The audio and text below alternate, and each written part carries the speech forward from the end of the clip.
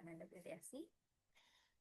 Saya dari kelas manajemen 603.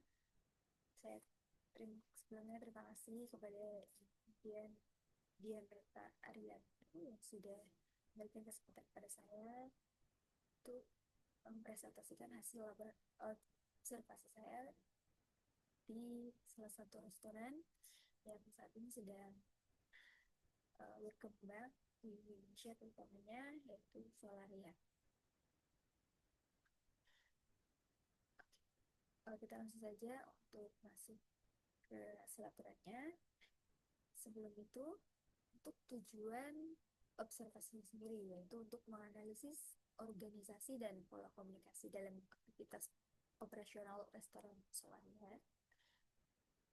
Untuk profil sendiri, yaitu memahami sejarah singkatnya, bidang usaha, konsep restoran, layanan, dan karakter pelayanan di Solaria. Strukturnya menggambarkan pembagian tugas dan hubungan kerja pada tingkat outlet secara sederhananya.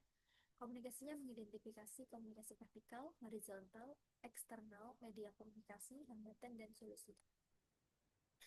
Lalu kita masuk ke profil singkat Solaria. Untuk sejarahnya, Solaria sendiri didirikan oleh Bapak Auyuyanto pada tahun 1991 dan memulai usaha dari sebuah ruko di Cikarang dengan 4 kerja. Perkembangan jaringan kemudian membuat Solaria menjadi salah satu chain restoran yang dikenal luas di Indonesia. Nah, bidang usaha ini sendiri Solaria ini bergerak pada industri restoran ya, dan menawarkan beragam makanan dan minuman. Sumber akademik menyebut Solaria hadir di berbagai provinsi atau kota dan memiliki ratusan cabang. Nah, selanjutnya ada di konsepnya. Restoran Solaria ini punya konsep restoran keluarga dengan pilihan menu yang beragam. Di antaranya ada nasi goreng, mie, bihun, kuetiau, chicken dessert, chicken dish, seafood, minuman, dan menu lainnya. Layanannya selain pelayanan langsung di restoran, informasi dan layanan pelanggan juga didukung oleh kanal digital serta layanan delivery. Itu seperti seperti itu ada GrabFood, GoFood, terus ada Shopee juga sekarang gitu. Untuk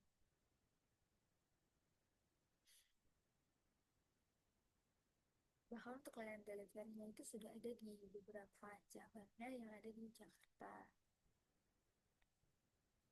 Yang selanjutnya profil outlet yang diamati ya.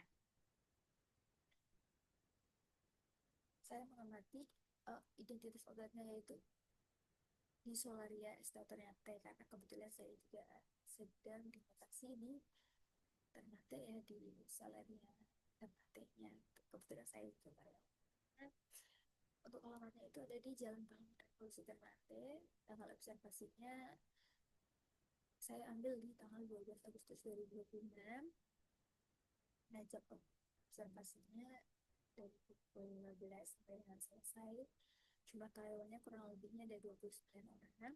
Untuk aktivitas utamanya yaitu ada menyambut pelanggan, mencatat pesanan, memproses pembayaran, menyiapkan makanan dan minuman, mengantar pesanan, menangani komplain jika ada, menjaga kebersihan itu tetap.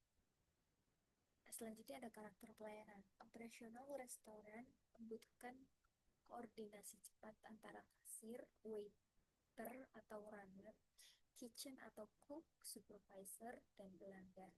Kesalahan komunikasi dapat berdampak langsung pada waktu tunggu dan ketepatan pesanan, seperti ada kendala pada uh, mesin upload mesin upload menu yang menghubungkan antara kasir dengan KDS yang ada di dapur. Jadi jika ada kendala di situ, maka otomatis pesanan yang dari kasir yang diinput oleh kasir tidak masuk ke KDS yang ada di dalam uh, kitchen.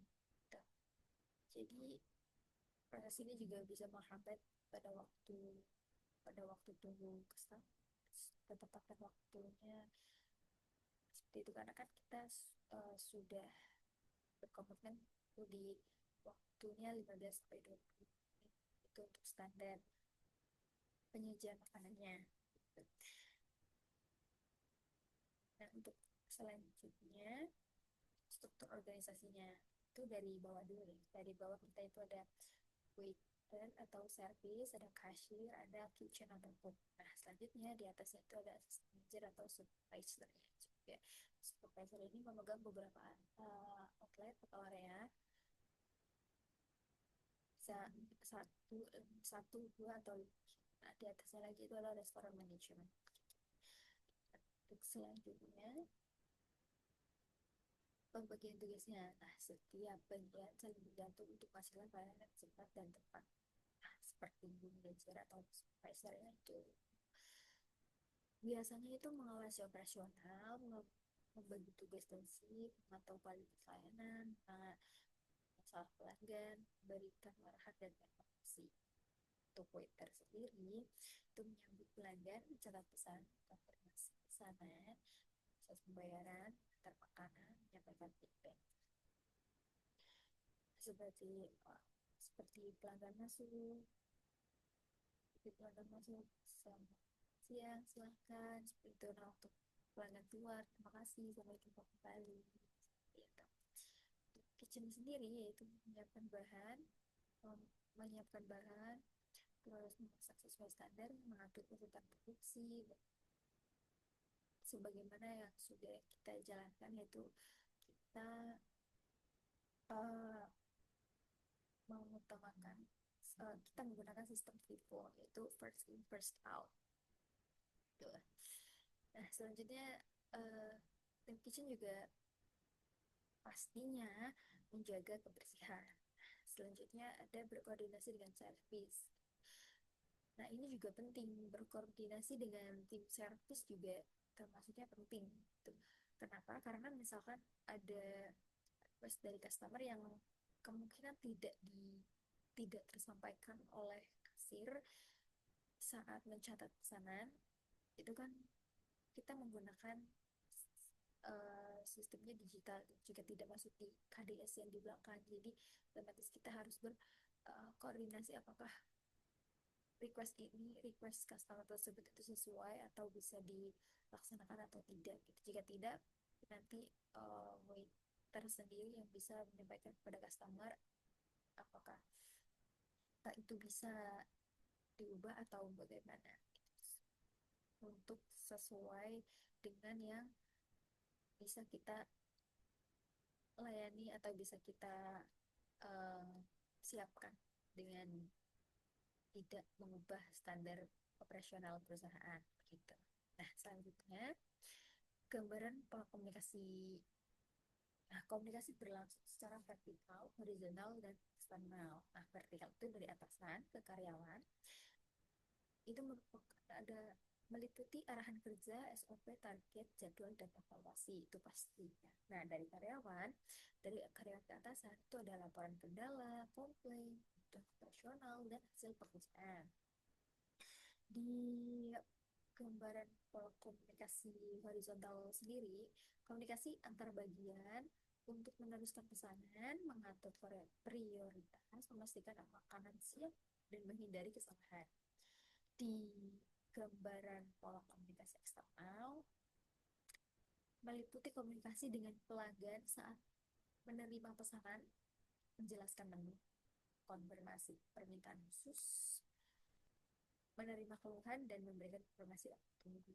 Itu biasanya banyak, nah, di bagian eksternal itu biasanya banyak sekali disampaikan di request-request yang sebenarnya agak di luar pool ya, itu ya namanya juga customer ya, biasanya memang banyak yang.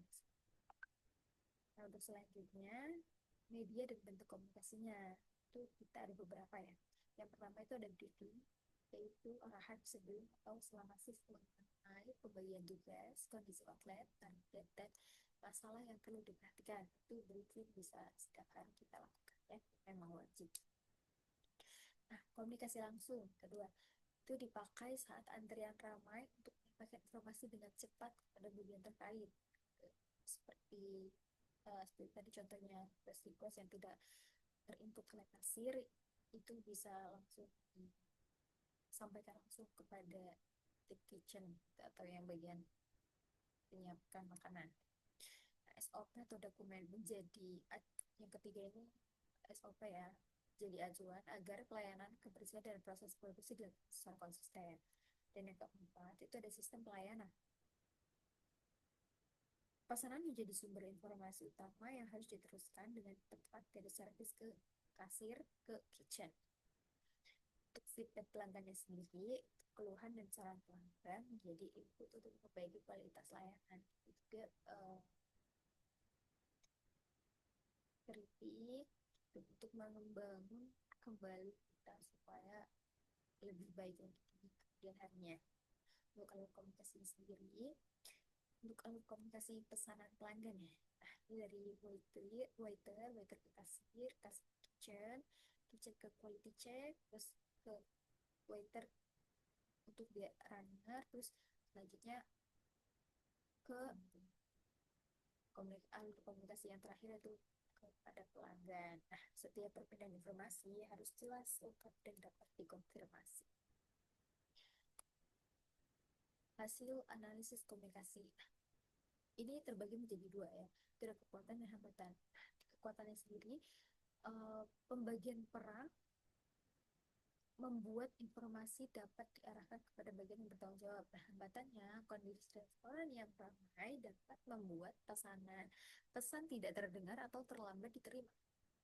Dan yang kedua, itu komunikasi langsung memungkinkan masalah pesanan ditangani lebih cepat. Hambatannya itu pesanan khusus pelanggan berisiko salah jika tidak diulang atau dikonfirmasi. Nah, itu banyak terjadi ya. Bila kan Solaria itu menggunakan sistem daftar menu kertas ya.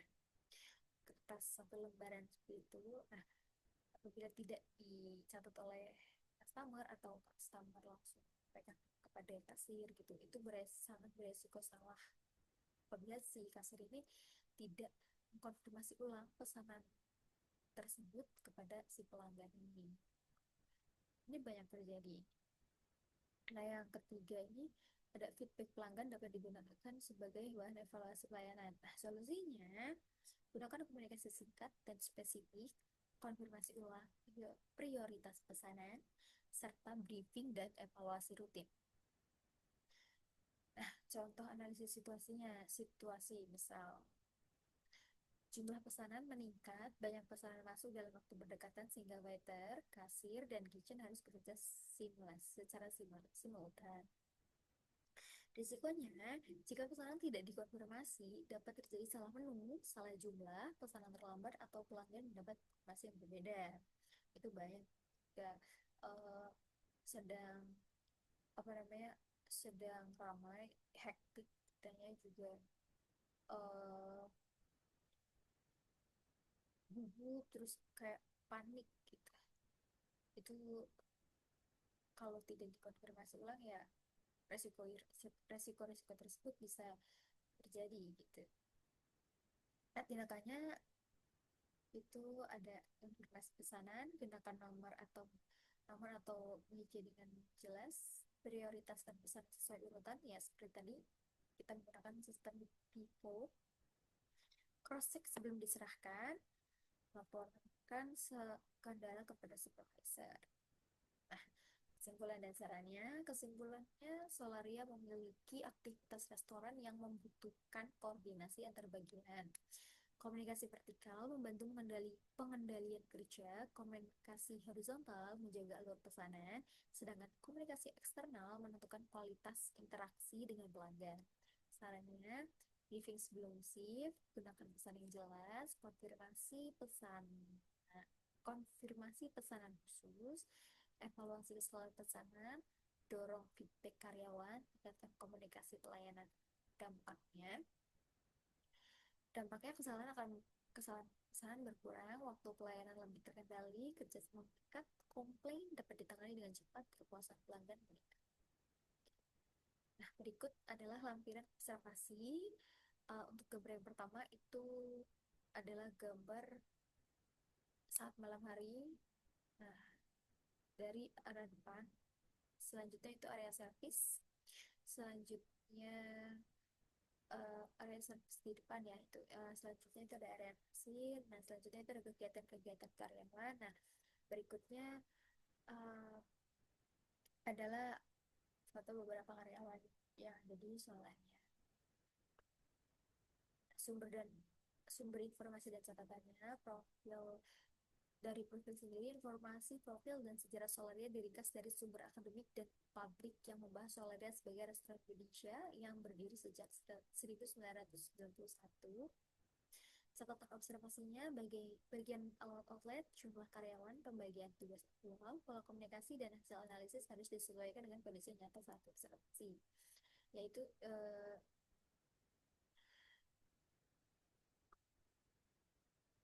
bagian outlet itu tadi sudah jelaskan di awal ya.